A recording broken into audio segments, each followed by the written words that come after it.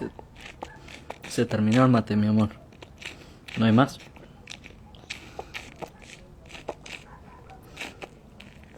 ¿Finish? ¿Terminado?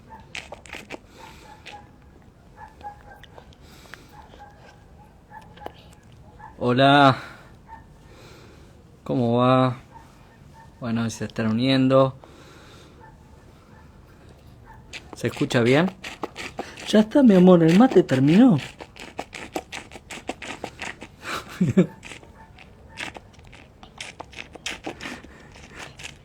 ¿Se escucha bien?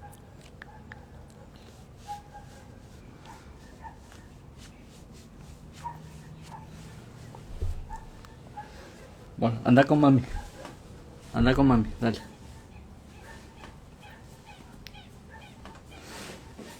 Buenas. ¿Se escucha bien? Perfecto. Bueno, vamos a tener un muy buen vivo. Tenemos un invitado especial.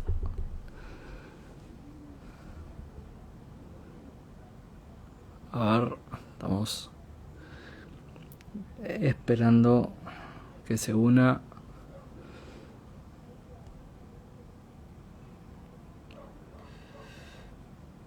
El doctor Núñez. Ahí estamos.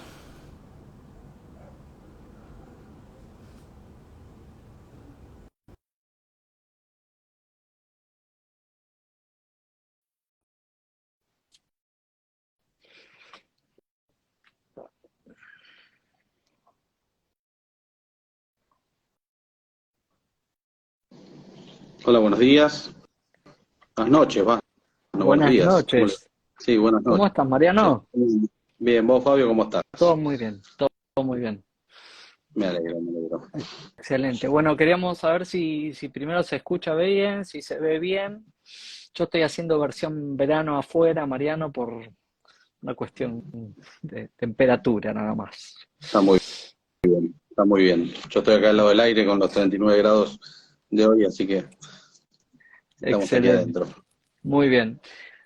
Bueno, en este video nos acompaña el doctor Mariano Núñez. Él es médico internista, farmacólogo y es profesor titular y docente adscripto también en la universidad en la UBA y en la Universidad UCES de Medicina, así que es más que palabra autorizada para hablar de todos los temas que vamos a tocar hoy que tiene que ver con el uso de medicaciones, cómo tomarlo, cuáles son las indicaciones, efectos adversos. Entonces, más o menos para todos los que se van uniendo, ya tenemos ya varias preguntas formuladas, así que a veces es difícil estar leyendo las preguntas que se van haciendo en el vivo mientras estamos hablando, así que sepan entender si hay alguna pregunta que no podemos ver. Así que bueno, Mariano, quería agradecerte la posibilidad de tener este vivo. Sé que es una actividad extraña entre nosotros los médicos, esta nueva forma de divulgar, pero bueno, hay que ayornarse a los tiempos. Es cierto, es cierto. Bueno, Mariano, me gustaría que empecemos sabiendo qué precauciones hay que tener a la hora de armar un pastillero con medicamentos. Bueno, mira, Fabio, es un tema súper interesante para conversar porque para que vos y las personas que están acá ahora tengan una idea, la mayoría de los pacientes que nosotros vemos son adultos mayores y nosotros hemos hecho algunos estudios de eso y son entre 6 y 7 medicamentos, muchas veces el promedio de medicamentos que toma un adulto mayor. Entonces, es bastante habitual que para generar una organización en la toma de esos medicamentos se utilicen pastilleros, que son un elemento válido para poder ordenar y no cometer errores en la administración, pero muchas veces nos olvidamos que cuando nosotros compramos un medicamento, el medicamento viene en envases, que esos envases tienen cierta razón de ser y que muchas veces tienen que ver con proteger a ese comprimido, a esa cápsula, de la humedad, de la luz, ¿sí? ¿Para qué? Para conservar ese medicamento y que ese medicamento tenga, a la hora de tomarlo, el efecto deseado. Y muchas veces cuando se arman estos pastilleros, se saca la pastilla o la cápsula de ese envoltorio y se ponen en el compartimiento del pastillero y se lo deja por ahí preparado para una semana. En algunos casos eso puede no traer ningún tipo de inconveniente, pero en otros casos el sacar la pastilla, la tableta, el comprimido o la cápsula de ese envoltorio puede llegar a alterarle, después de varios días de estar expuesto a la humedad o a la luz, puede llegar a alterarle las características y en algunos casos hacer que la actividad de ese medicamento cambie.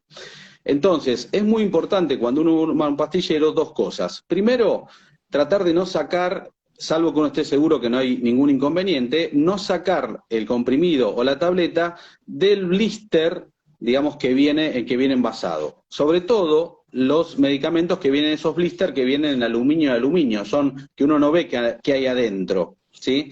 Esos blister que no permiten ver el comprimido o la cápsula, en realidad tienen una función de evitar que la luz le llegue, de mantener, digamos, libre de humedad al medicamento. Entonces, ¿yo lo puedo poner en un pastillero? Sí, pero si no estoy seguro que lo va a afectar, tengo que cortar, digamos, el cuadradito donde está y dejarlo ahí adentro y ponerlo en todo caso adentro del pastillero sin sacarlo de su blister original.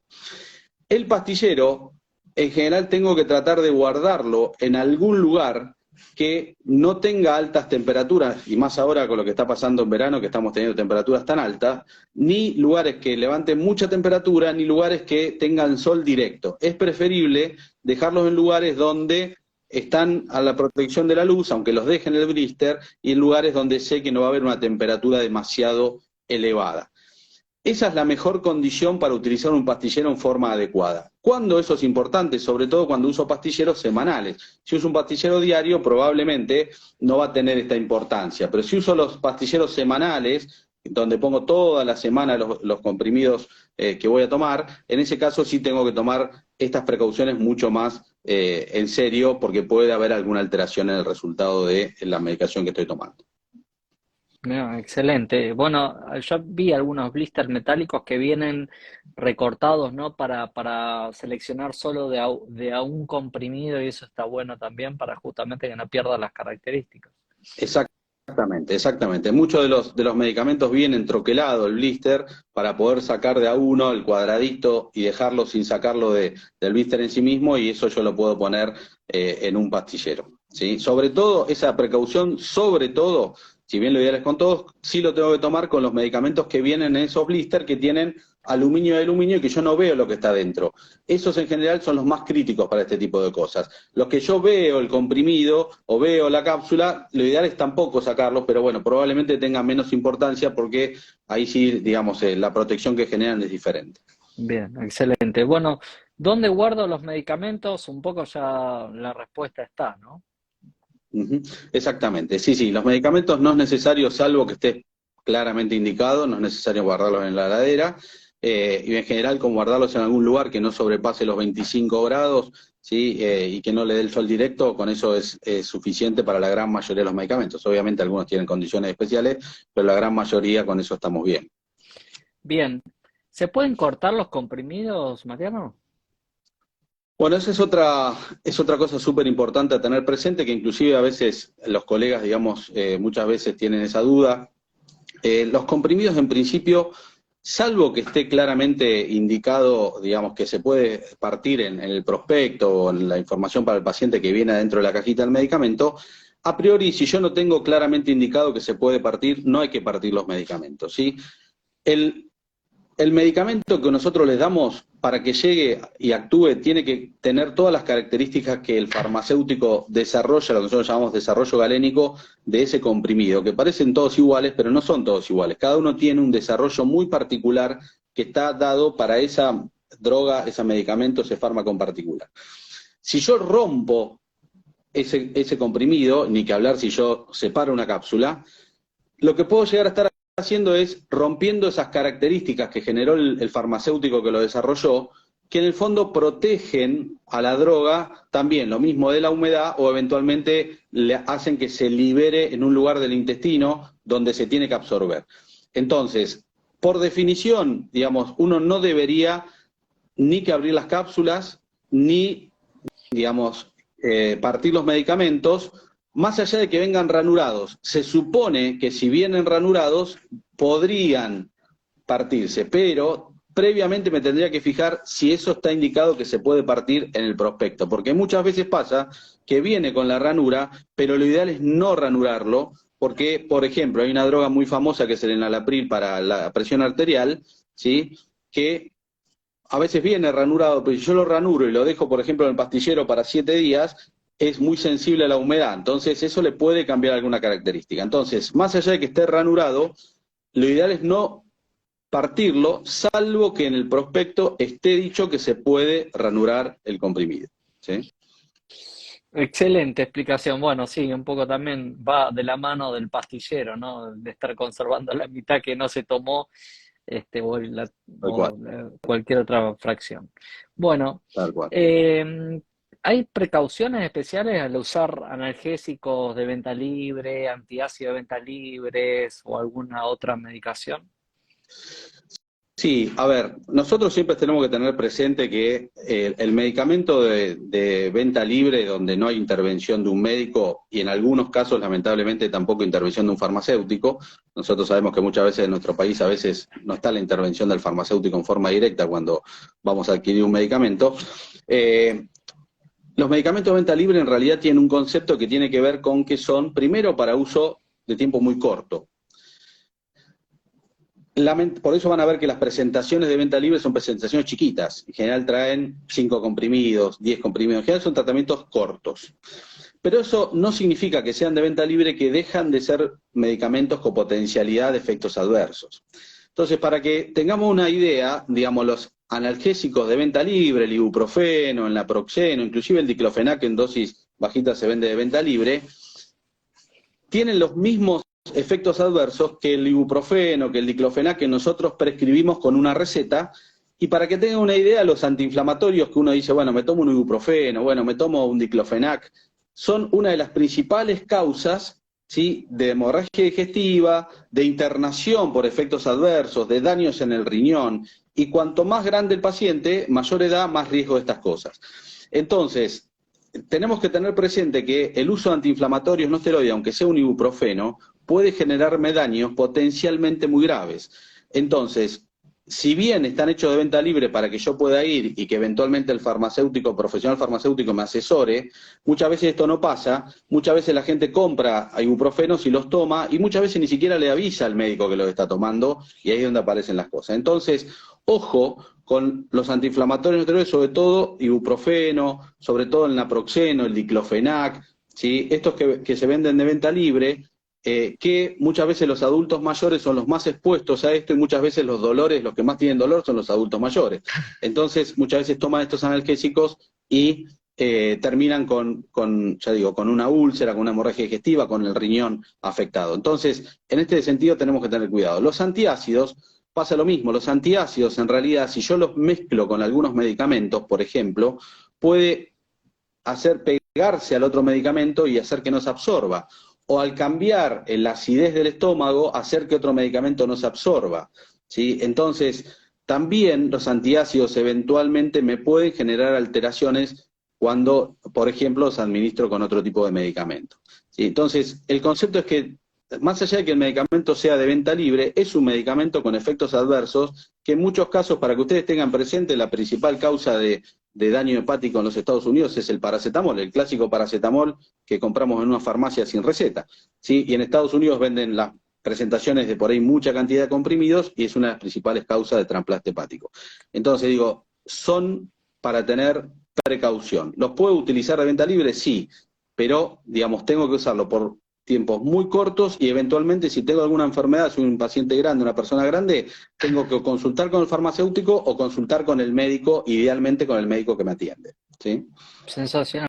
Bueno, esto va de la mano, antes preguntaban, bueno, una pregunta que me dejaron, si es lo mismo comprar alguna medicación así de venta libre o de algún laboratorio más reconocido, y esto ya ahí estás respondiendo un poco esta consulta que había. Y un poco algo que no hablamos previamente, Mariano, es, y va un poco de la mano, ¿no? Lamentablemente cada vez menos gente ahora prende la televisión, pero la verdad que las publicidades que uno ve, no tengo medido exactamente, pero un 80 o 90% tiene que ver con medicaciones, y no estamos hablando de medicaciones leves, estamos hablando de analgésicos, estamos hablando de antiácidos, antiespasmódicos. ¿Qué, qué, qué reflexión te merece esto?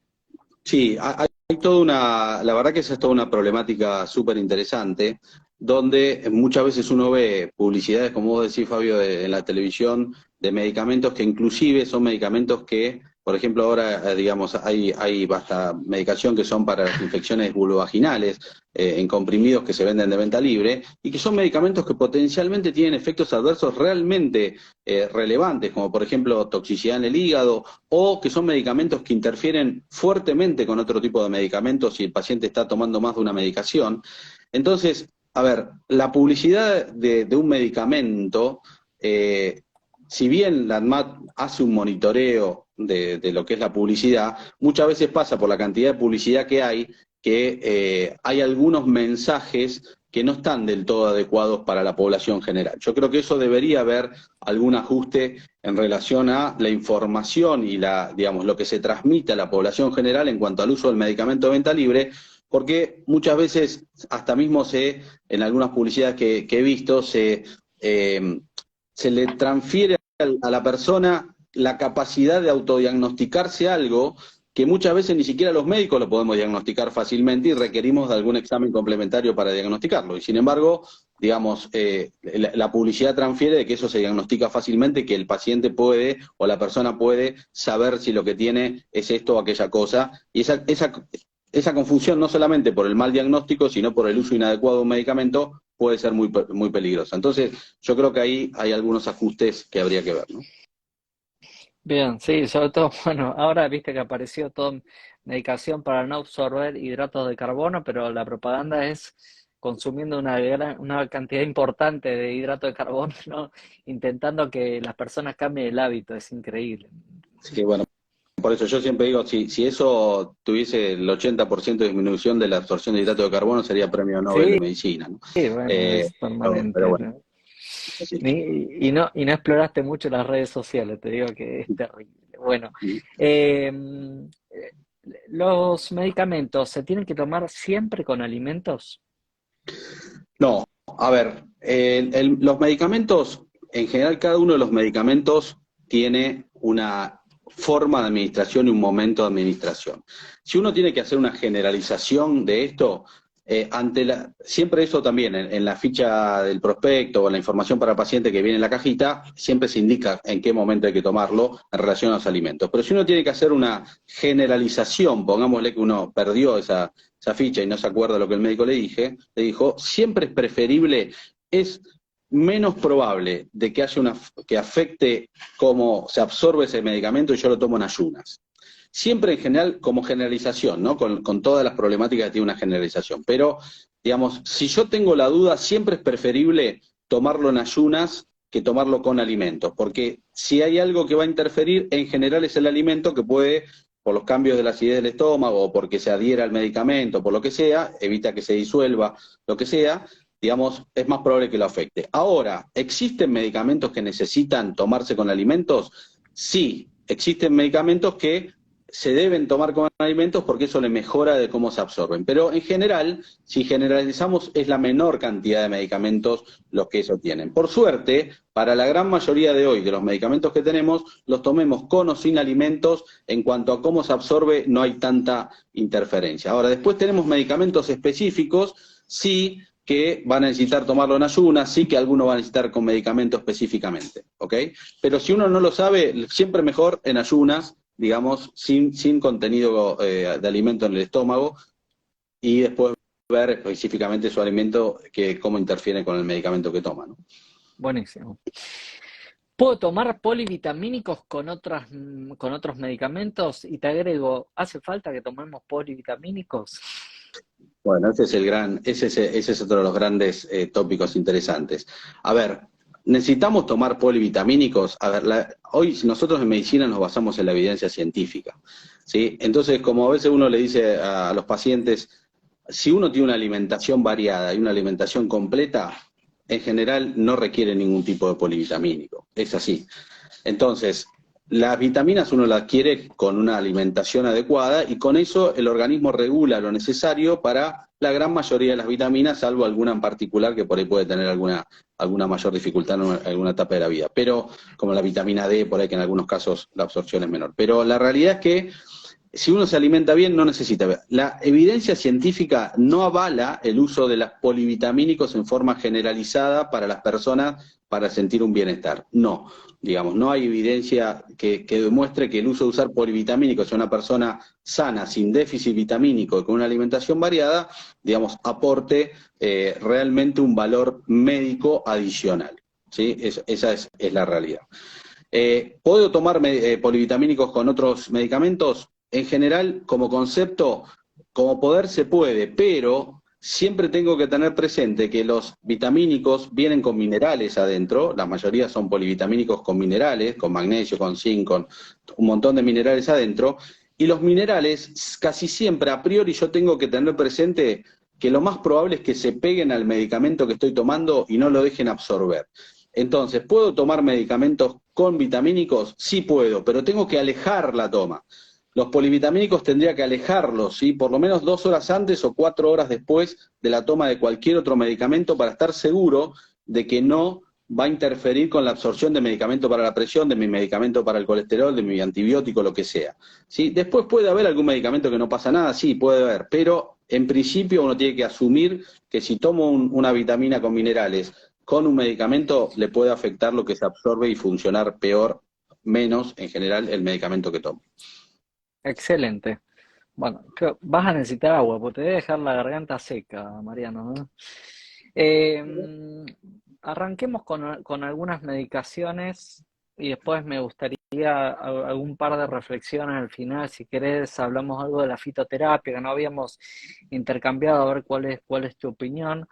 Eh, Vamos a arrancar con los antiácidos. Y para empezar con los antiácidos, me gustaría, algo que puedo yo manejar un poco, es una medicación que en realidad comenzó casi en el 1989, 1990, sobre todo digamos, los antiácidos más potentes que conocemos, y que la verdad, por más que se le pegue bastante a los antiácidos, solo puede entender el consumo de antiácido a aquella persona que realmente lo necesita. Digamos, ha disminuido enormemente la cantidad de hemorragias digestivas, de perforaciones de estómago, ha disminuido la cantidad de cirugías gástricas que se practicaban previamente y le ha permitido a muchas, mira, te alcanzaron agua, y le ha permitido a mucha gente volver a tener calidad de vida. Hay gente que realmente no puede pegar un ojo del reflujo y eso no hay discusión. O sea, realmente puede conocer la importancia de un antiácido a aquella persona que lo necesita. El resto, analizaremos si se usan las medicaciones con criterio o no, aquellas personas que perduran con antiácido durante años y años sin ninguna indicación y bueno, ahí entramos en otro terreno absolutamente distinto a esto que estamos hablando. Con respecto a los antiácidos, me gustaría que nos cuentes un poco contraindicaciones, efectos adversos, qué se conoce hasta ahora. Mirá, hay dos cosas ahí. Dentro de los antiácidos, viste, como vos sabés mejor que yo, tenemos los que son para aliviar transitoriamente, digamos, la sintomatología de la acidez, y después tenemos los antiácidos que en realidad lo que hacen es bajan la producción de ácido del estómago, ¿no? Entonces, si vamos primero a los antiácidos clásicos, el magnesio, el aluminio, que se venden, digamos que hay muchas marcas en el mercado de esto, en general, a ver, son medicamentos que no tienen efectos adversos así relevantes, salvo en pacientes muy particulares, donde por ahí pueden tener problemas renales, donde por ahí, digamos, la acumulación de esos minerales puede traer algún tipo de alteración.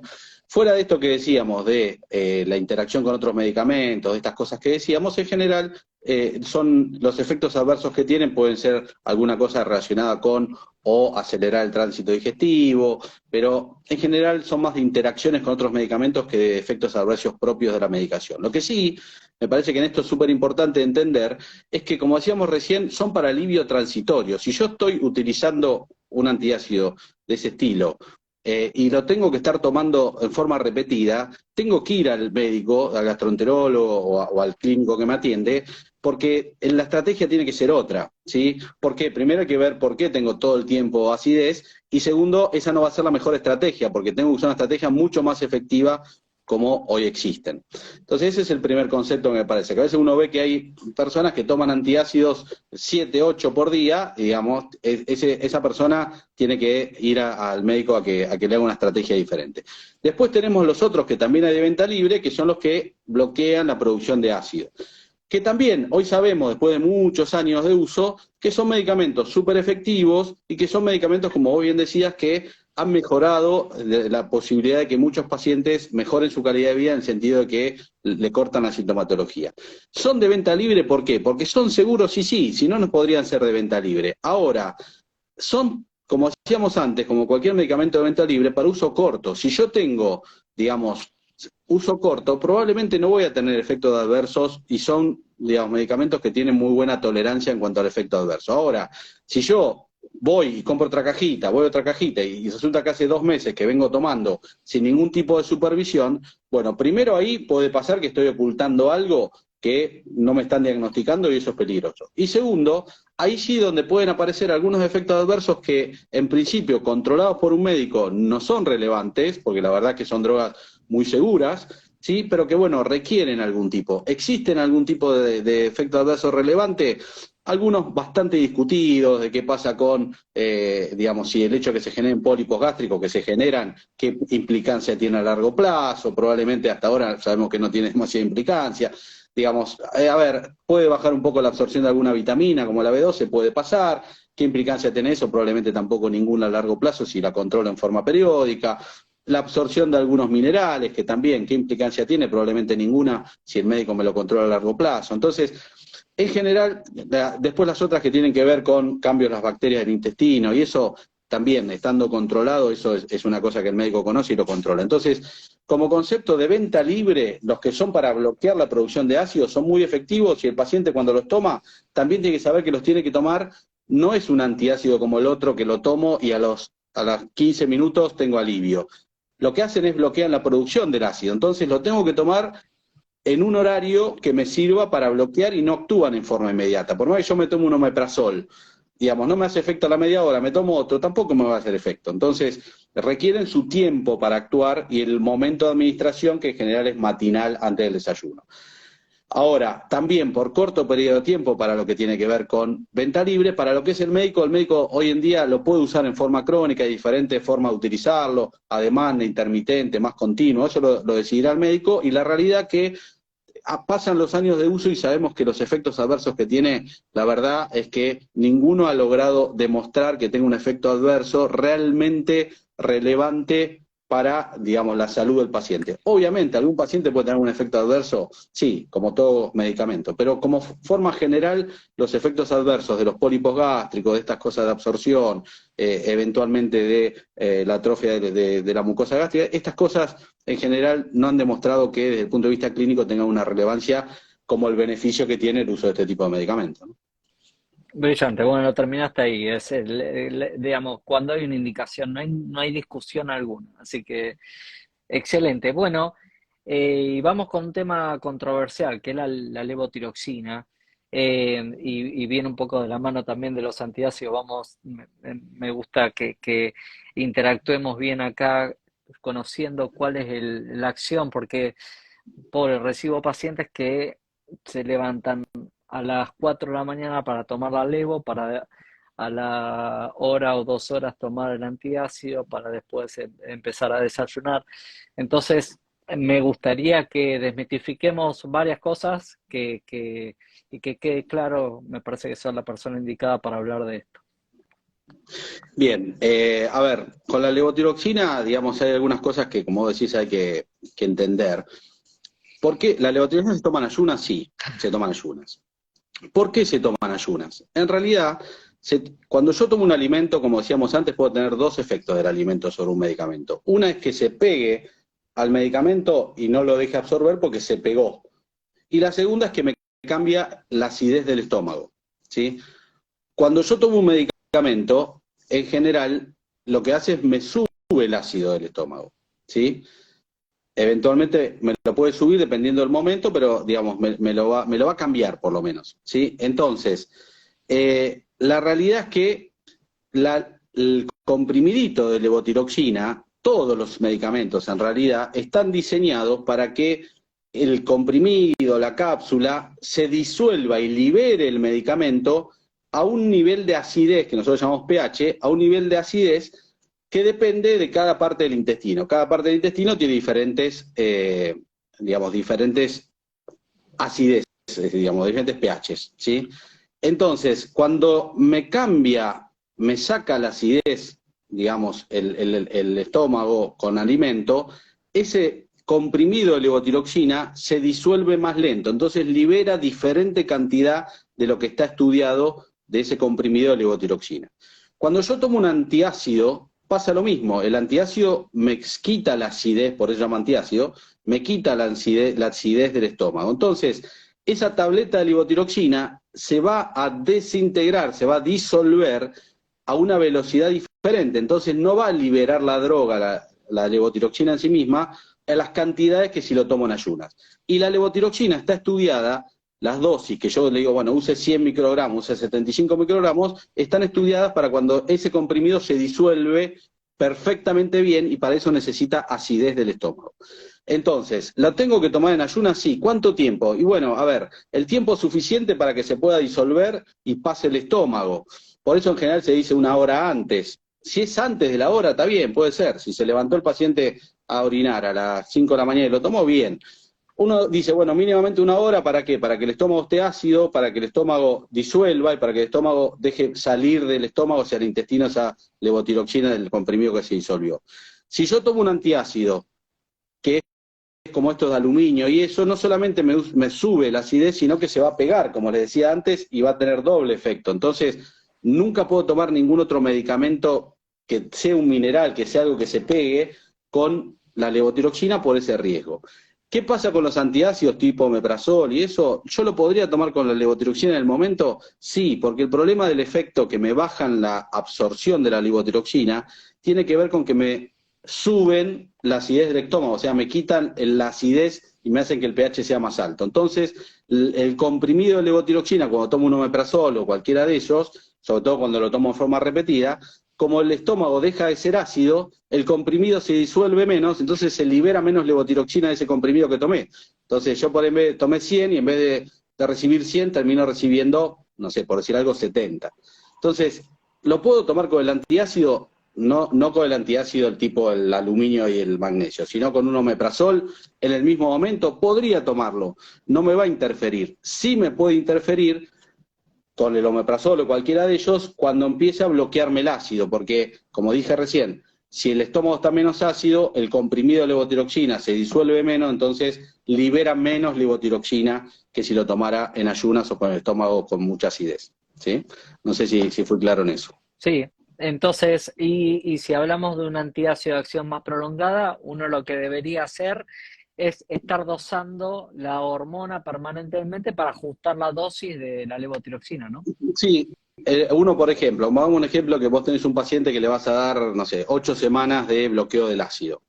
Sí, entonces lo que vos deberías hacer es cuando ya, digamos, el omeprazol o cualquiera del grupo, digamos, ya está actuando y ya me bloqueó la producción de ácido, debería medir los niveles de hormona tiroidea, ¿sí? Y ajustar eventualmente, si con esa dosis se desfasó, ajustarlo. Y cuando suspendiste el tratamiento antiácido, dejar pasar un tiempo para que la hormona se estabilice de nuevo y volver a medir y ver si tenés que volver a adaptar la dosis, ¿sí? O sea, controlar cuando está actuando el antiácido, ajustar la dosis, y cuando dejé de usar el antiácido, volver a medirlo y ajustar la dosis. Si lo separo o no lo separo, en eso no te va a cambiar nada, te va a hacer igualmente el efecto sobre la absorción. Brillante. Bueno, algo más con respecto a la levotiroxina. Bueno, ya un poco el ejemplo que habías dado de los blisters. Te pregunto porque es típico encontrar gente que está partiendo la levotiroxina y bueno, Sí, bueno, me gustaría que la aclares. levotiroxina en general es una de las que está, digamos, está aceptado que se puede partir, por eso viene ranurada. ¿Sí? La levotiroxina en ese sentido se puede ranurar, está estudiado que ranurar la levotiroxina no tiene implicancias en su absorción. Y por otro lado, lo que tiene de bueno, digamos, en general todo este tipo de tratamientos hormonales, yo puedo medir el efecto muy claramente y de última ir adaptando. Entonces, en ese sentido, es muy práctico el uso. Si yo uso un antibiótico y lo parto y no me funciona, la infección me puede matar. La levotiroxina, si de última no se está absorbiendo bien, en el análisis me aparece, le ajusto la dosis y, digamos, puedo dosificarlo muy finamente, ¿sí? Entonces, en ese sentido, el fraccionamiento del comprimido no tiene, en este caso, implicancia. Y con respecto a la luz, el oxígeno, no altera los comprimidos de levotiroxina. Sí, si vos lo dejás a la luz, te puede llegar a ver, la luz directa, sobre todo si es luz directa solar, sí te lo puede alterar, Ok, ¿sí? En ese sentido sí, y la humedad también te lo podría alterar, ¿sí? Por eso también lo ideal es, dentro de lo posible, si lo vas a usar dentro del periodo corto, podés dejar el comprimido ahí fuera, si no lo tenés que dejar en el blister original hasta que lo uses. Y obviamente protegido de la luz directa, ¿no? Del sol. excelente. Bueno, eh, me gustaría que hablemos de las indicaciones de la vitamina D. Eh, ¿Cuál es tu visión con respecto a la vitamina D? Yo creo que es una digamos, hormonas o vitaminas que más ha cobrado relevancia últimamente, ha cobrado mucha relevancia en la época de mayor auge del COVID, se han hecho varios estudios, así que me gustaría saber tu opinión con respecto a esto. Mira, la vitamina D es un poco, se puede aplicar un poco lo que decíamos los polivitamínicos, ¿no? La vitamina D, obviamente, que si yo quiero, digamos, ver cuáles son las funciones de la vitamina D, todas las células del organismo tienen un receptor donde la vitamina D actúa. Por lo tanto, todas las células del organismo necesitan vitamina D para algo. Ahora, de esa realidad, de las funciones celulares de la vitamina D, que para cualquier célula es importante, a que suplementar con vitamina D sea importante, la distancia es larga, ¿sí? No siempre, digamos, algo que es importante para el funcionamiento del organismo requiere una suplementación adicional. Entonces, la vitamina D, yo digo a veces parece la aloe vera, digamos, donde le han dado muchas funcionalidades para curar muchas cosas, con evidencia de casi ninguna. Entonces, la realidad es que la vitamina D depende también de los niveles que estamos hablando de vitamina D. Entonces, la vitamina D, digamos, ¿tiene que ver con el sistema de defensa inmune? Sí. ¿La vitamina D tiene que ver con lo cardiovascular? Sí. ¿La vitamina D tiene que ver con la salud del hueso? Sí. ¿La vitamina D tiene que ver con la salud cardiovascular? Sí. ¿Tiene que ver con la memoria? Sí. Eso es cierto. Ahora, ¿necesito dar vitamina D externa y tiene efectos sobre la memoria, sobre lo cardiovascular? No. Entonces, hoy sabemos que la vitamina D tiene que tener ciertos niveles bien claros y es bien beneficiosa sobre la salud del hueso. Ahí no hay discusión, ¿sí? Sobre la salud del hueso no tenemos discusión. Ahora, después, la información científica tampoco respalda el uso de ninguna otra indicación en la suplementación externa. Eso no significa que con la dieta tengo que tenerla aportando, pero digo, suplementación externa para otras indicaciones que no sean las del hueso. Obviamente, dependiendo de la severidad de la vitamina D. Si tengo un paciente con un nivel de vitamina D por debajo de 10 nanogramos por mililitro, digamos, miligramos por mililitro, que es bien bajo, digamos, ¿sí? Bueno, por ahí ese paciente sí, por ejemplo, los adultos mayores que tienen riesgo de caída, que tienen problemas musculares, sí, si están por debajo de 10, la suplementación con vitamina D para llevarla arriba de 20 es beneficioso. En ese caso, de muy baja la vitamina D en un adulto mayor con problemas de caídas digamos, y déficit muscular. Pero son muy contadas, así, excepcionales y con una indicación médica muy clara previamente a valores muy bajos. La mayoría, para que ustedes tengan presente, 40%, 45% de la población tiene déficit de vitamina D, en valores que moderado, 20, por ahí. En esos valores, salvo para la salud ósea, para otras cosas, no se ha demostrado que la vitamina D sirva a suplementarla. ¿Sí? No sé si fui claro. Clarísimo, clarísimo. Bueno, me va de la mano con la siguiente pregunta. Magnesio, real indicación. ¿Cuál es tu visión con respecto a, bueno, tipo de magnesio? Porque hoy también, y con las redes sociales es una cosa increíble. Sí, a ver, el magnesio, hay algunos estudios que muestran que nuestra alimentación es deficitaria en magnesio, porque en general, digamos, el origen del magnesio tiene que ver con frutos secos, con algunas cosas que en nuestra alimentación diaria ahora han mejorado mucho eso, pero bueno, en una época era muy deficitaria, ¿no? Entonces, se ha demostrado que a veces en la población hay déficit de magnesio, que es muy difícil de saber exactamente porque el dosaje de magnesio en sangre no es del todo exacto en cuanto a qué niveles de magnesio hay en todo el cuerpo. Ahora, lo mismo, de ahí a la necesidad de suplementar con magnesio en forma así generalizada a la población, no. Existen diferentes sales de magnesio que la única cosa diferente que tienen las sales es la cantidad de magnesio, porque cuando yo le doy una sal, lo que me importa es cuánto magnesio tiene esa sal. Tenemos sulfato, tenemos citrato, hay muchas sales, gluconato, hay muchas sales. La sal lo que se diferencia es la cantidad de magnesio que tiene cada sal. Es la única diferencia, pero a igual cantidad de equivalencia de magnesio de esa sal, son todas iguales las sales. Sí que pasa, algunas sales tienen mucho más magnesio y el magnesio acelera el tránsito intestinal. Entonces, si yo le doy, por ejemplo, hidróxido de magnesio, que tiene un contenido de magnesio muy alto, probablemente lo que va a pasar es que va a tener diarrea el paciente si lo suplemento con eso. Pero si le doy menos cantidad, para darle menos magnesio elemental, probablemente eso no va a pasar. Lo único que cambia en las sales es la cantidad de magnesio que tienen disponible la sal para absorberse. Entonces, después son todas, a igual cantidad de magnesio, son todas iguales. ¿En quién se suplementa magnesio? A ver, solamente uno debería suplementar magnesio, obviamente los pacientes que tienen magnesio bajo en sangre. En los pacientes que tienen magnesio normal en sangre, pero yo tengo sospecha que pueden tener déficit de magnesio. ¿Por qué? Porque sé que por la alimentación que tiene bajo contenido de magnesio, por ejemplo, tienen potasio bajo, ¿sí? O tienen sintomatología de falta de magnesio.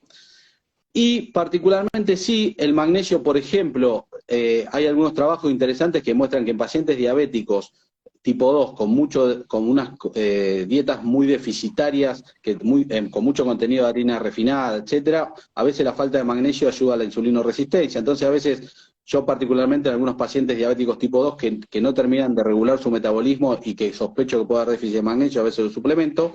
Y sí, también es cierto que en los pacientes, por ejemplo, que tienen calambres musculares, hay algunos trabajos que la suplementación con magnesio mejora los síntomas de los calambres musculares, en algo que es cierto que no tenemos mucho tratamiento para un calambre muscular. Y lo que sí tiene el magnesio es que si el paciente no tiene problemas renales es inocuo. Entonces, la realidad es que en esos pacientes sí, si yo tengo un paciente con calambres, le doy magnesio y muchas veces anda bien. En la práctica eso uno lo ve y hay trabajos algunos que lo sustentan. Si el paciente tiene una litiasis renal, la baja de magnesio en la orina favorece la producción de cálculos por oxalato de calcio, por calcio en la orina. Entonces, si uno tiene un paciente con cálculos en la orina, suplementar con magnesio está bien.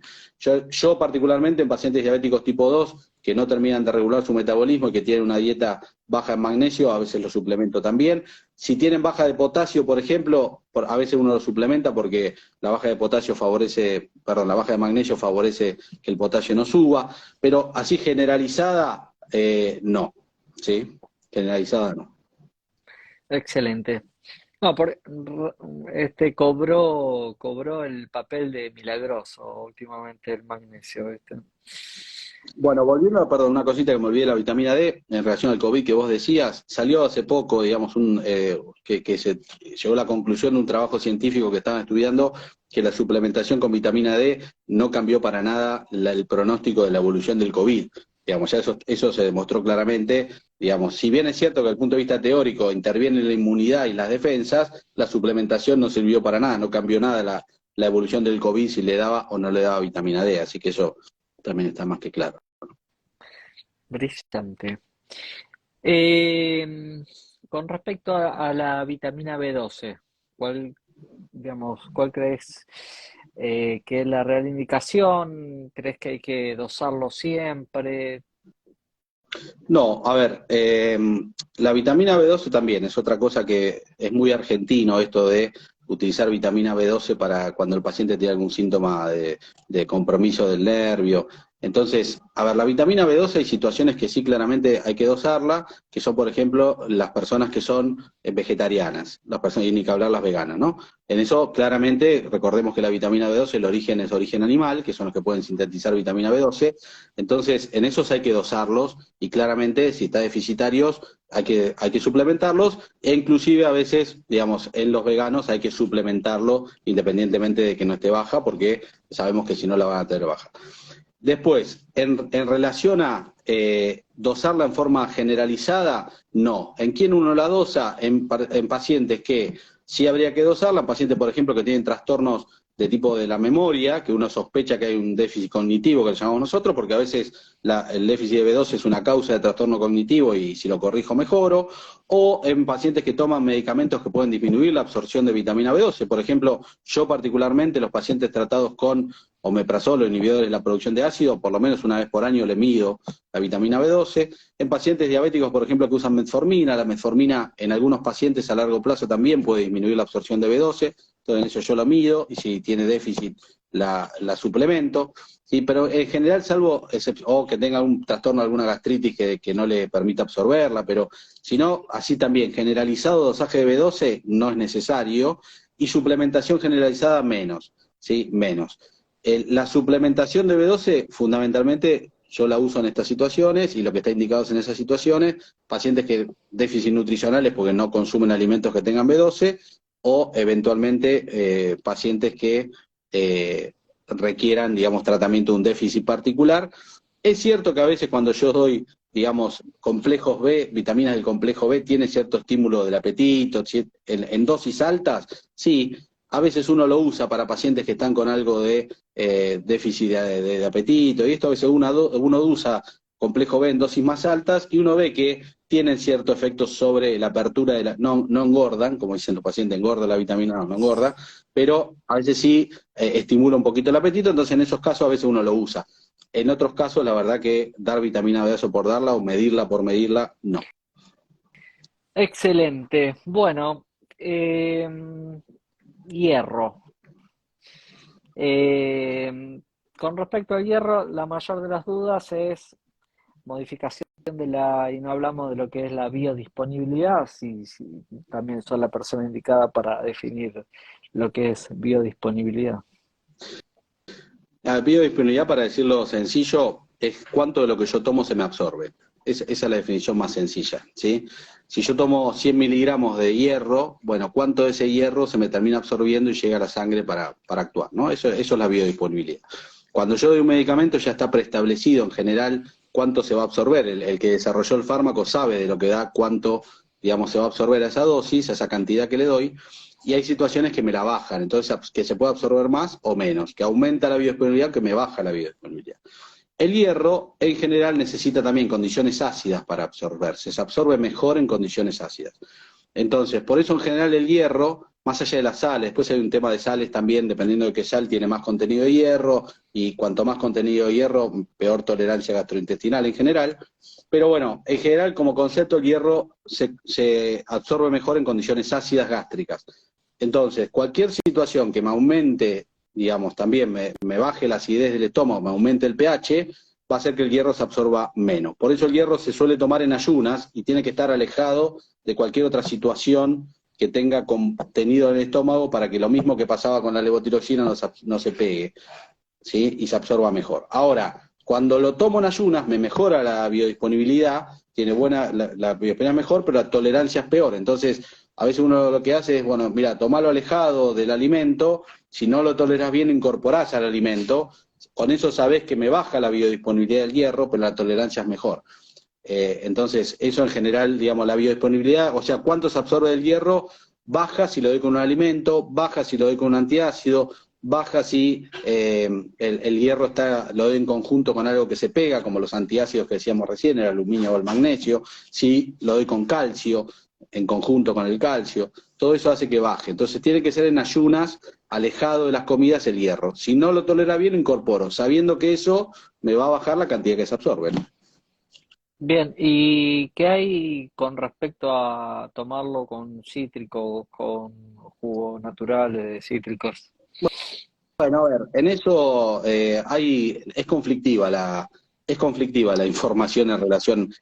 Tiene una lógica, como decíamos recién, si yo necesito ácido para absorberlo, si yo tomo un cítrico o algunos daban vitamina C, que es ácida, digamos, le bajo, hago que el estómago esté más ácido, entonces absorbe mejor.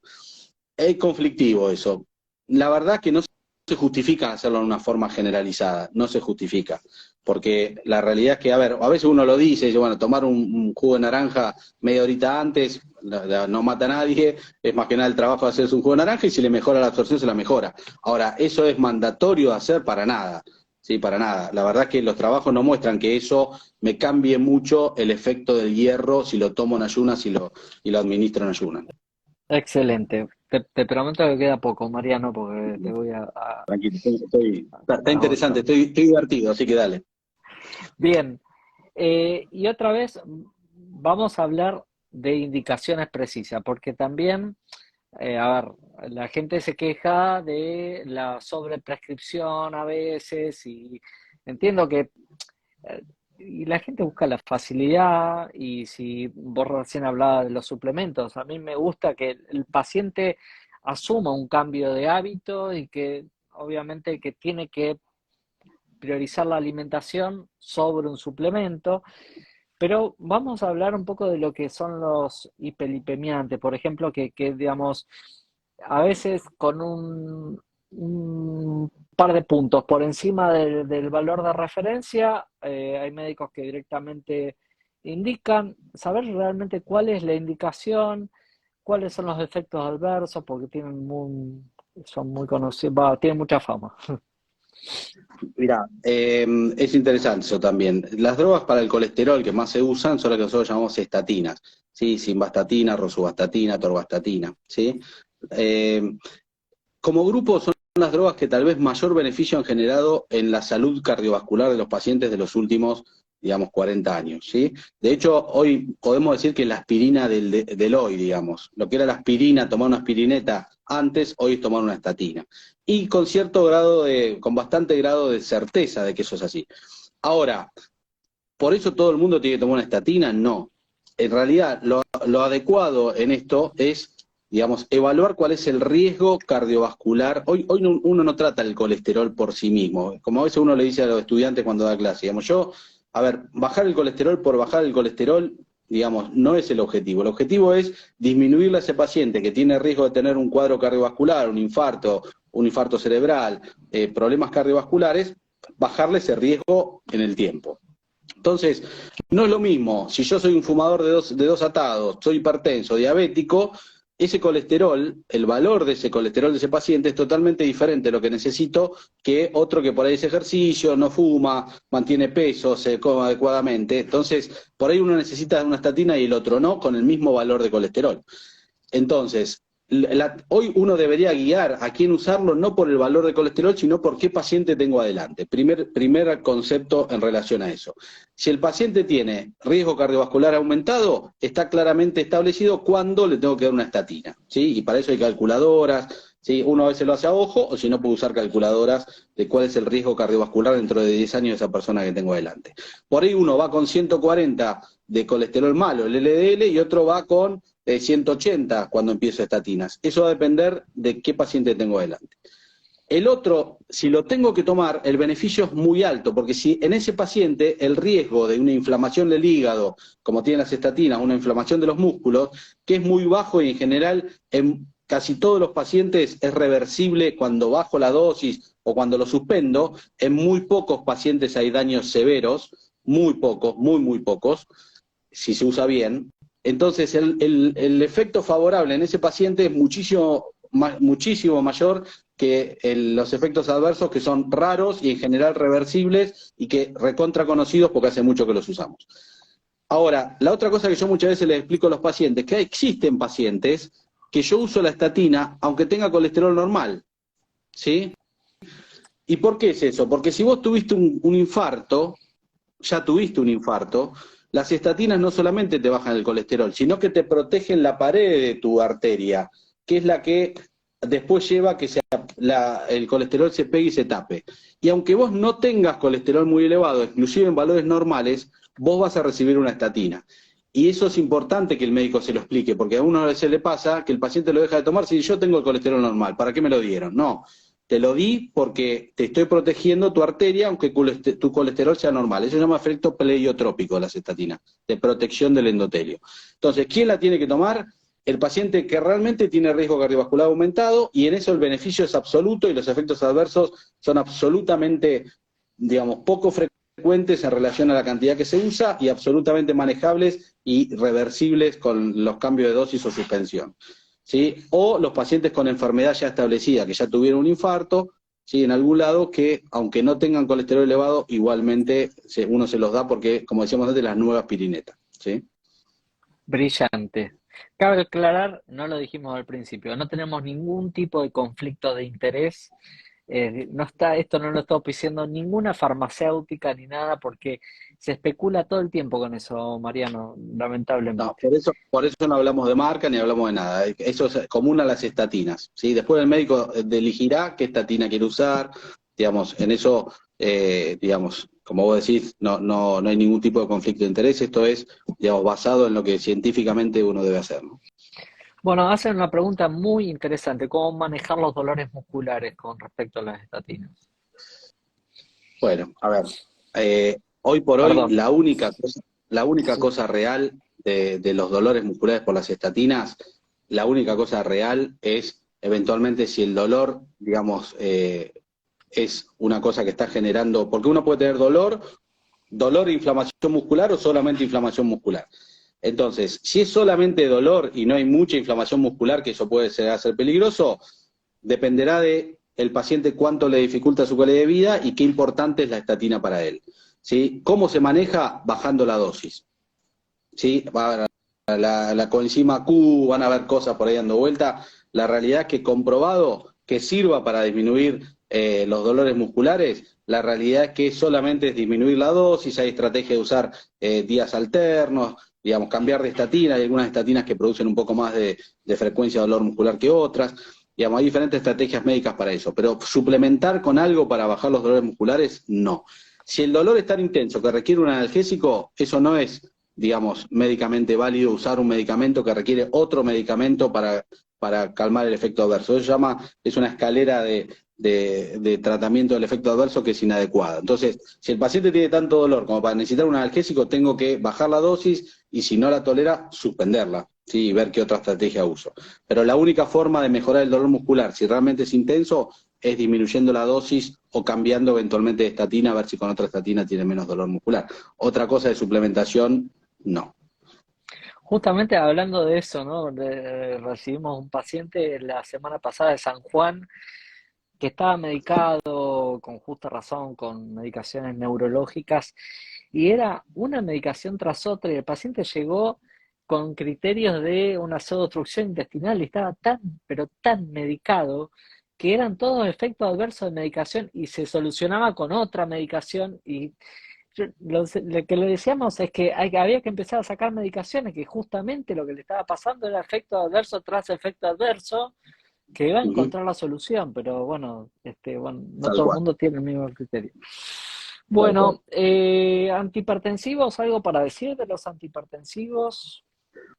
A ver, los antihipertensivos, un par de cosas. En general, por suerte, hoy los antihipertensivos que tenemos hoy disponibles tienen muchísimos años de experiencia, con beneficios, digamos, recontra demostrados y con efectos adversos que para la gran mayoría de ellos, y hasta me atrevería a decir casi todos, efectos adversos que los conocemos mucho, que los efectos adversos para la gran mayoría de la población son efectos adversos leves, manejables y que la mayoría de las veces, para la gran mayoría, nos lleva a necesidad de sacarle el tratamiento o discontinuar el tratamiento. y el beneficio que tiene sobre el traerle problemas a largo plazo la hipertensión al paciente es altísima. Entonces, digamos, el paciente tiene que adherir al tratamiento antihipertensivo, que es uno de los grandes problemas.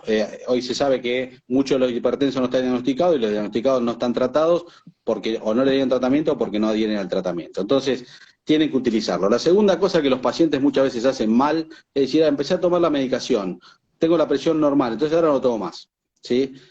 El paciente tiene que entender que si la presión está bien es porque está con el antihipertensivo. Entonces, el antihipertensivo nunca se suspende por más de que regularice la presión arterial. Habrá situaciones, obviamente, si yo tenía un paciente de 180 kilos y bajó 80, bueno, probablemente ese pueda dejar el antihipertensivo. Pero salvo situaciones muy excepcionales, el que es hipertenso de acá hasta el último de esos días. Y si la presión se regulariza, lo mejor que puede pasar, y se regulariza gracias a la medicación. Entonces, nunca dejar la medicación porque se me normalizó la presión, ¿sí? Y nunca tener miedo al antihipertensivo, porque la realidad es que los antihipertensivos son de las drogas más nobles que existen hoy en cuanto a efectos adversos, en cuanto a tolerancia y en cuanto a efectividad para evitar complicaciones, ¿sí? Bien, ahí hacían una pregunta y después a mí me quedan dos preguntas y me gustaría que pienses vos a ver qué medicación queda en el tintero que te gustaría hablar. Recién preguntaban qué pasa si se da fibratos en vez de estatina. A ver, los fibratos, cuando hay una indicación de una estatina, es una estatina. Los fibratos se utilizan más cuando hay otras indicaciones, por ejemplo, los triglicéridos altos, y los fibratos no demostraron esto que decía antes de ser la aspirina, la nueva aspirina, ¿sí? No tienen ese efecto protector cardiovascular que sí claramente tienen las estatinas. Entonces, no es lo mismo un fibrato que una estatina en cuanto a mi protección cardíaca, ¿sí? Si necesito un fibrato, ¿puedo tomarlo con estatinas? Hoy sí.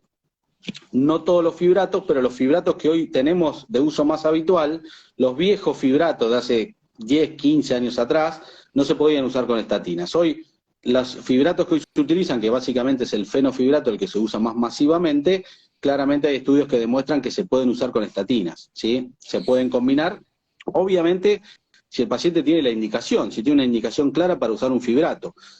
Si yo tengo que tomar 10 pacientes, probablemente tengo 9 que van a necesitar una estatina y uno que necesita fibrato, o 8 que necesitan estatinas, uno fibrato y uno combinación, digamos, ¿sí? En general, la estatina es lo que más uno usa. No reemplazan a las estatinas los fibratos, no las reemplazan. Tienen indicaciones diferentes y sí se podrían asociar hoy con el fenofibrato, no con otros fibratos más viejos, porque ahí sí puede haber efectos adversos e interacciones graves, ¿sí? Excelente. Bueno, nada, me quedan dos, no te rías.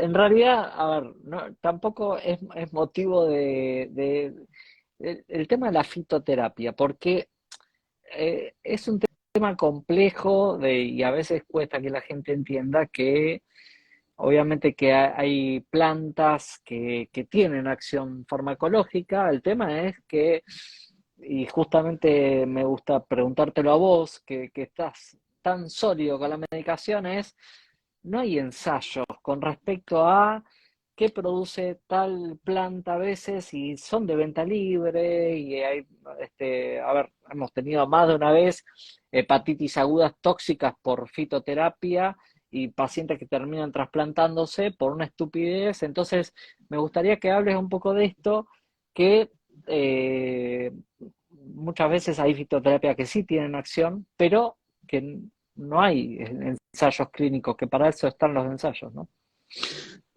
Y a ver, como vos decís bien, Fabio, la realidad es que uno no puede desconocer que los medicamentos que hoy tenemos, muchos de ellos han salido de plantas, ¿sí?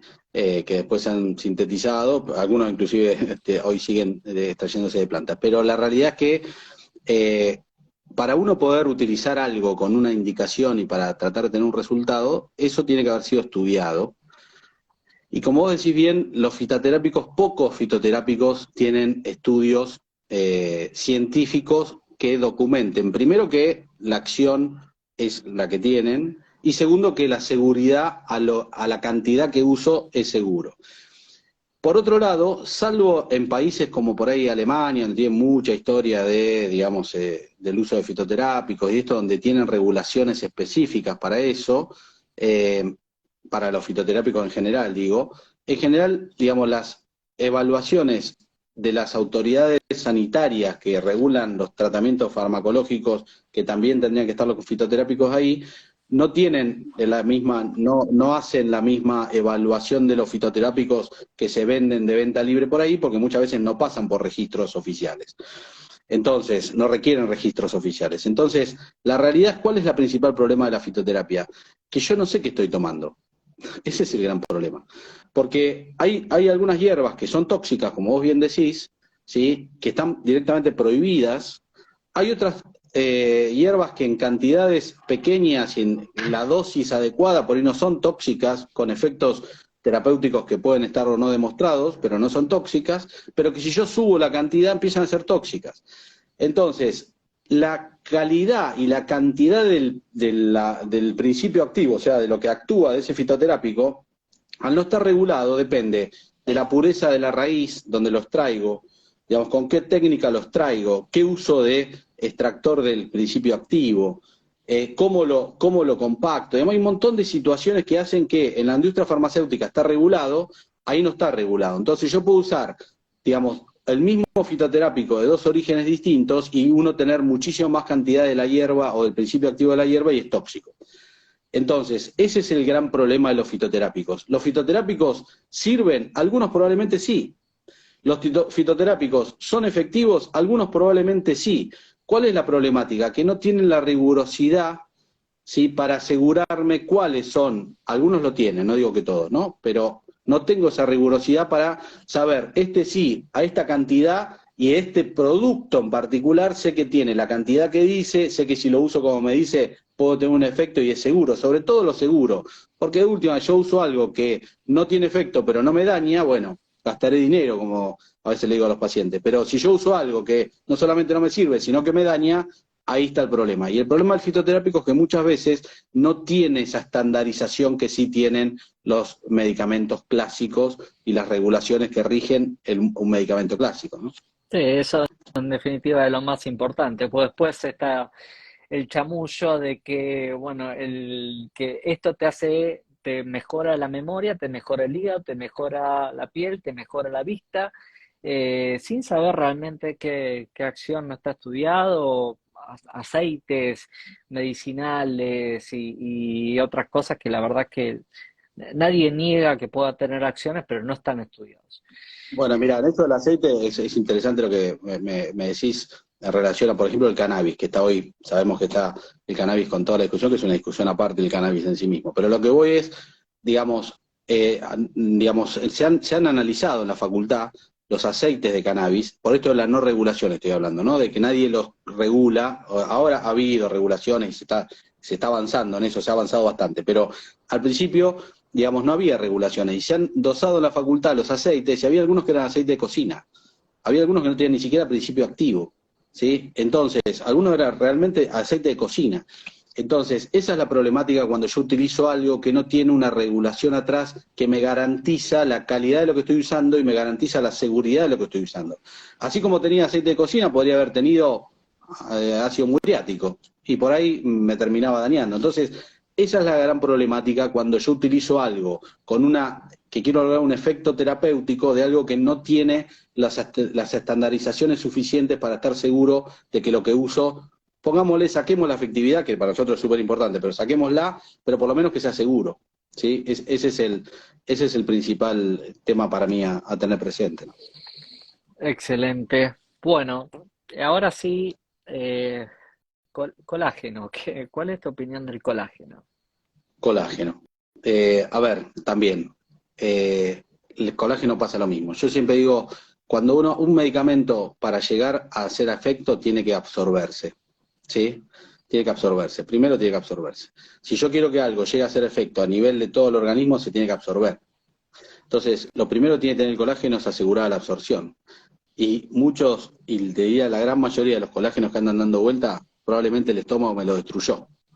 Sí, entonces de ese colágeno que tomé no llegó absolutamente nada. Independientemente de después, digamos, la evidencia científica de si el colágeno mejora algo o no mejora nada, que también es otra gran discusión. Pero lo primero que tengo desde el punto de vista farmacológico para decir es, probablemente la gran mayoría de los colágenos que tomo no tienen biodisponibilidad.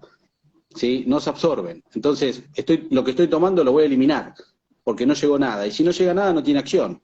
Entonces, digamos, ahí ya está. Digamos, muchos de los productos, por esto mismo que les digo, muchos de esos productos no tienen estandarizaciones suficientes, digamos, porque la autoridad regulatoria, muchos de esos como se usan como suplementos dietarios, no pasan por autoridades regulatorias como la ANMAT, por ejemplo. Entonces, digamos, la realidad es que, no sé, que ese colágeno que estoy tomando, digamos, probablemente ni siquiera me llega como para hacer efecto porque lo que estoy tomando el estómago me lo destruyó. Independientemente después de si realmente hay efectividad terapéutica en el colágeno, ¿no? Que eso también hasta ahora no ha habido demostración que el colágeno tenga una efectividad terapéutica demostrada. Pero por lo menos primero la absorción, digo, logremos la absorción. Y los colágenos que están dando vuelta, la realidad es que la gran mayoría no tiene disponibilidad. Bien. Bueno, yo por mi parte, son las preguntas que me había anotado. No sé si te queda algo en el tintero con respecto al uso de antibióticos, no sé, Sí, a ver, yo creo que psicotrópicos. es una cosa súper importante hoy a tener presente, que tiene que ver con el uso, sobre todo el uso de antibióticos, ¿sí? Nosotros lo que tenemos que tener presente es que una de las grandes problemáticas que tiene hoy el mundo entero, pero que en nuestro país se exacerba mucho, es que cada vez las bacterias que generan infección son más resistentes y que cada vez aparecen más bacterias que no tenemos antibiótico disponible porque han generado resistencia, multiresistencia. ¿Y a qué se debe eso? Es al mal uso de un antibiótico. Entonces, lamentablemente, en nuestro país pasa mucho que yo voy y puedo, digamos, no debería pasar, pero en la realidad pasa, que yo puedo ir, a pesar de que hay leyes y nuevas leyes, hace poco una ley de duplicado, con duplicada la prescripción, sigue pasando que, digamos, los pacientes pueden comprar muchas veces antibiótico sin receta, sin la presentación de una receta, y muchas veces los pacientes lo usan como si fuese el ibuprofeno. Entonces, ¿qué me duele la garganta? En vez de tomar ibuprofeno, me tomo una amoxicilina, ¿sí? Esa es la principal causa de... Después hay, digamos, causa de mal uso de antibióticos que la culpa la tenemos nosotros, ¿no? Que es otro tópico también, que es donde yo siempre digo que a veces el antibiótico es el mejor ansiolítico para el médico, ¿no? Nos quedamos tranquilos, ¿sí? Nos quedamos tranquilos porque vimos un antibiótico. Entonces, nosotros tenemos nuestra culpa del mal uso de antibióticos. O dar cuando nos corresponde, o dar más tiempo del que corresponde, o dar dosis que no son las que corresponden. Pero también desde el punto de vista del sistema en sí mismo, en Argentina la compra de medicamentos sin receta sigue siendo, más allá de las leyes, más allá de todo lo que sale, en la práctica sigue siendo muy sencillo comprar algunos antibióticos y ni que hablar también tranquilizantes, sin receta. Entonces, tenemos que tener presente que la mayoría de las veces que yo, digamos, como usuario, tomo un antibiótico por decisión propia, digamos, lo puedo decir sin temor a equivocarme, que el 99,9% de las veces estoy tomando un antibiótico que no necesito. Y eso a mí me puede generar daño potencialmente, pero lo que más estoy generando daño es que las bacterias de mi intestino comen ese antibiótico, después se la transforman y se le pasan la resistencia a otras bacterias y el día que tengo una infección no voy a tener un antibiótico que me sirva. Entonces, siempre cuando tengo algo que sospecho que es una infección, tengo que ir a un médico que me diagnostique si eso es viral o es bacteriano. Si no, lo que estoy haciendo es, digamos, ahora que el medio ambiente lo queremos cuidar tanto, estamos dañando el medio ambiente, ¿sí? Dañando el medio ambiente. Esa es la realidad. No, no solo el tema de las quinolonas también, ¿eh? Se encuentra quinolona en los ríos porque se excreta la quinolona y modifica el medio ambiente, ¿no? Un antibiótico. Sí, también ahí hay una cosa con el tema de algunas crianzas, por ejemplo, de algún tipo de peces, donde en realidad les dan antibiótico para curar ciertas enfermedades del pez, para evitar la mortalidad en los criaderos, y eso también trae digamos, después que la resistencia antibiótica. Pero en países como el nuestro, digamos, la realidad es que lamentablemente la problemática del mal uso tiene que ver con la posibilidad de acceder a un medicamento sin receta, digamos, esa es una realidad. Y ahí nos tenemos que hacer cargo del sistema, digamos, se tendrá que hacer cargo los farmacéuticos que lo hacen, se tendrá que hacer cargo el médico que a veces le dice, andé, comprate un antibiótico sin haber visto al paciente y sin por ahí con una indicación súper dudosa, tendrá que hacerse cargo el paciente que tiene en su casa que le sobraron 2 amoxicilinas, le duele la garganta y se la toma, digamos. Entonces digo, en eso somos todos un poquito culpables. Entonces eso es, tenemos que tener presente que no es menor, no es lo mismo tomar un paracetamol de más que si tomo uno solo probablemente no tenga problema. Si tomo un antibiótico de más, aunque sea un comprimido que no necesito, estoy generando daño ambiental. Y ese daño ambiental repercute en la posibilidad después del día de mañana que las infecciones no se puedan controlar, ¿no? Excelente. Bueno, mira, yo podría estar horas. Quisiera saber si tenés alguna experiencia con respecto a probióticos. La realidad es que en Argentina es complejo el tema, no hay mucha oferta. No sé si tenés alguna experiencia. Y si te queda alguna medicación en el tintero para hablar, calcular, tener más de 200 personas te están escuchando permanentemente y la charla está excelente, está sólida, así que todo tuyo. A ver, en cuanto a probióticos, a ver, si es cierto que vos decís, en Europa, digamos, hay digamos, una cantidad de probióticos, disponibilidad de probióticos muy alta, donde los probióticos, un poco, a ver, en exceso tal vez, porque los probióticos es cierto que, si bien sabemos bien que la microbiota interviene en un montón de cosas, cada vez sabemos más, y probablemente sabremos más, y probablemente va a terminar interfiriendo con muchas más cosas de las que hoy creemos, la realidad es que hoy por hoy, en la evidencia científica, lo mismo que decíamos la vitamina D, más allá que intervenga, no sé, con la salud mental, bueno, no está demostrado que yo le doy un probiótico le mejoro la salud mental, ¿no? Entonces, pero sí claramente hay, digamos, sobre todo en patologías digestivas, hay evidencia interesante donde ahí sí la modulación con probióticos de la microbiota intestinal genera mejorías, ¿sí? Y también inclusive en algunas otras patologías que tienen que ver con alergias de piel, por ejemplo, hay evidencias de eso. Yo creo que Argentina, digamos, debería tener, por lo menos desde el punto de vista regulatorio, una postura mucho más clara en cuanto, desde el punto de vista regulatorio, en cuanto a los probióticos, que hoy no la tiene tan clara, ¿sí? Yo creo que debería en eso ayornarse. Obviamente, digamos, después el uso debería ser un uso adecuado y científicamente respaldado, y por ahí no para todos los usos. En Europa vos tenés, ya te digo, tenés algunos probióticos que son para ansiolíticos. Bueno, a ver, como ansiolítico el probiótico no ha demostrado que sirva, pero en algunas otras cosas sí, digamos, y cada vez tenemos más información, con lo cual sí creo que nos merecemos, desde el punto de vista digamos, de los médicos, por lo menos en la posibilidad de tenerlos, una legislación más sólida en cuanto a la posibilidad de tener probióticos disponibles, que hoy por hoy no tenemos una cosa demasiado bien establecida. En Bien. cuanto a medicamentos de uso, digamos así, en forma, voy a volver sobre algo que sí a mí me parece que tiene que quedar muy firmemente, que es alertar nuevamente sobre el uso indiscriminado de antiinflamatorios y analgésicos, ¿sí? Yo creo que eso sí también es otra problemática que ustedes los gastroenterólogos lo conocen muy bien, donde después reciben las hemorragias digestivas por antiinflamatorios, o nosotros los clínicos recibimos las insuficiencias renales por antiinflamatorios. Entonces, a ver, eh, está lamentablemente en el inconsciente colectivo el hecho de usar un ibuprofeno, parece que estoy usando algo que es inocuo. Y la realidad es que son uno de los medicamentos más nocivos que existen cuando no los uso en forma adecuada.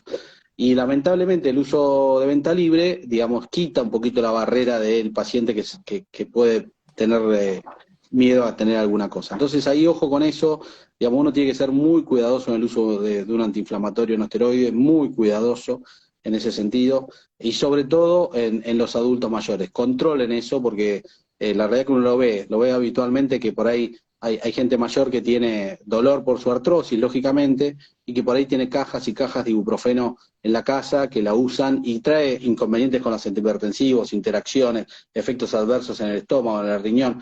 A ver, son drogas que son complejas, digamos, son de venta libre, pero son súper complejas. Yo le diría que desde el punto de vista farmacológico son unas drogas más complejas potenciales cuando las uso mal.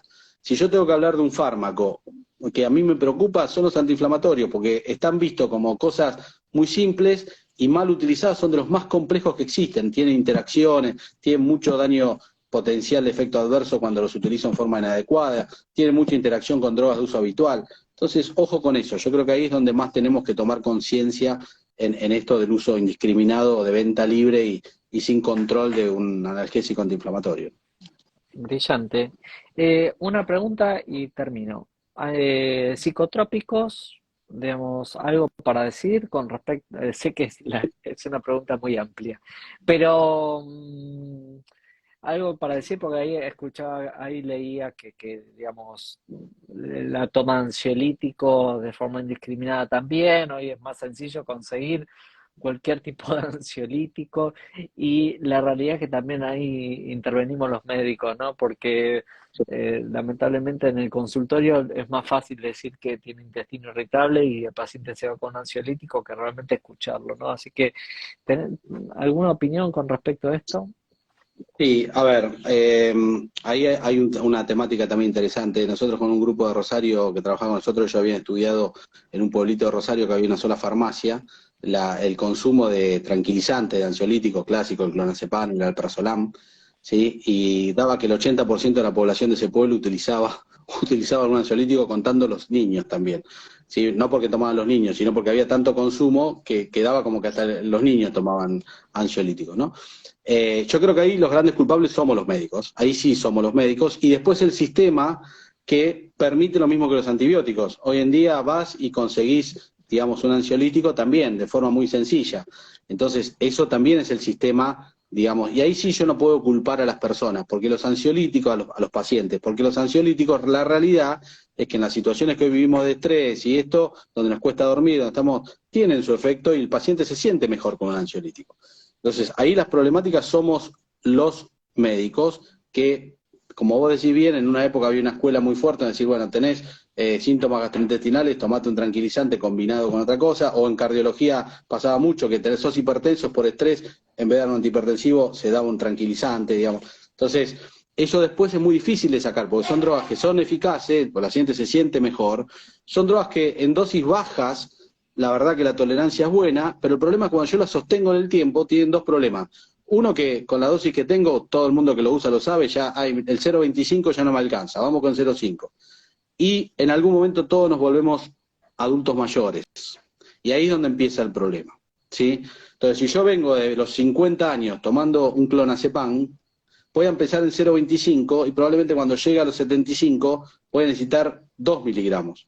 Y 2 miligramos en un adulto mayor tiene problemas. Aumenta las caídas, disminuye la memoria, ¿sí? Produce mayor debilidad muscular. Entonces, todo ese tipo de cosas en un adulto mayor que se cae tiene una fractura de cadera y está muy asociado a la fractura de cadera que tiene alta mortalidad en los adultos mayores. Entonces, digo, esa es la gran problemática. Si yo tomo 0,25, 0,5, me siento mejor, digamos, los efectos adversos, si soy joven no tengo demasiado, pero después ¿quién me lo saca? Y el que después ¿quién me lo saca? Significa que 25 años después, cuando de por sí voy a tener que tomar más dosis porque no da más el mismo efecto, ahí sí empiezan a ser problemáticos. Ahí sí me puedo caer, ahí sí mi memoria va a fallar, ¿sí? Entonces, y después ¿cómo me lo saco? Entonces, pero ahí somos los médicos los que tenemos que pensar de que no tenemos que tener tanta facilidad para decir, bueno, tomate este tranquilizante, ¿sí? Tomaste este tranquilizante. Y si lo damos, tenemos que tener bien claro de que tiene que ser por un periodo muy corto, porque también sabemos, son tan viejas esas drogas, que sabemos cuándo el cuerpo empieza a ser dependiente. Entonces, digamos, utilizarlo como se debe, nada más que eso. Ay, la verdad que no tengo palabras, Mariano, me pareció excelente todo el vivo, muy interesante, uno puede estar horas hablando, no sé si te quedó algo, me parece que fuiste claro absolutamente en todo, muy sólido. Eh, yo por mi parte no tengo más preguntas, creo que fuiste claro sobre todo con el uso racional y para los pacientes y para los médicos, ¿no? No, por ahora que me acuerde así alguna cosa, no. Después, en todo caso, tenemos para un segundo vivo si vemos que nos acordamos muchas cosas.